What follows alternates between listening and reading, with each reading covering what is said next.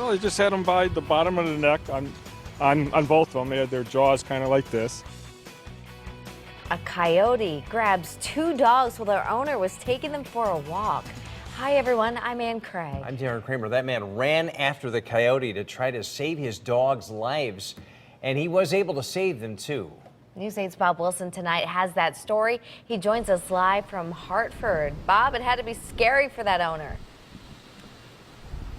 It did, and he's a brave guy. As a matter of fact, he says he didn't even think about it, he just reacted. He was taking his dogs for a walk. It was out in Southington at a wildlife refuge. It's a popular hiking trail. He was just walking through the woods. The dogs were up ahead when he all of a sudden heard barking and yelping, and he went running up there to find the coyotes, had them by the throat. How was the coyote holding him? Well, they just had them by the bottom of the neck on both of them. They had their jaws kind of like this. Snatched during an early morning walk, Scruffy and Lily were out with their owner yesterday when they crossed paths with several coyotes.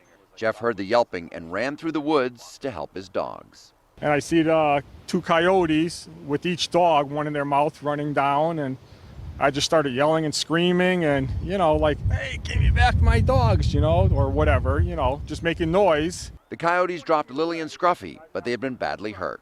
He was just laying there motionless, and even after I picked him up, his head kind of went to the side, and I just thought he was dead. Jeff immediately put his dogs in the truck and took them to the animal hospital in Kensington. It's still bleeding a little bit. But like I said, she got hardly anything compared to Scruffy. This is Scruffy. He got a couple of stitches as far as I know, and a bunch of drain tubes. Now, the people at the Kensington Bird and Animal Hospital said Jeff did the right thing. He reacted with his heart, he picked up a stick, and he went after the coyotes and got his dogs back. But they also say there are some things you can do and precautions you can take to head off a wildlife encounter. I would say if you were out in the woods like that and you had the dogs with you or something, carry an air horn. That scares everything.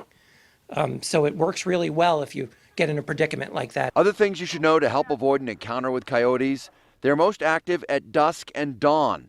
They look for smaller prey, and they're usually afraid of people. But you should also know that all bets are off if the coyote has rabies, and coyote attacks are rare. In our 26 years in business, we've only seen it once, and that was yesterday.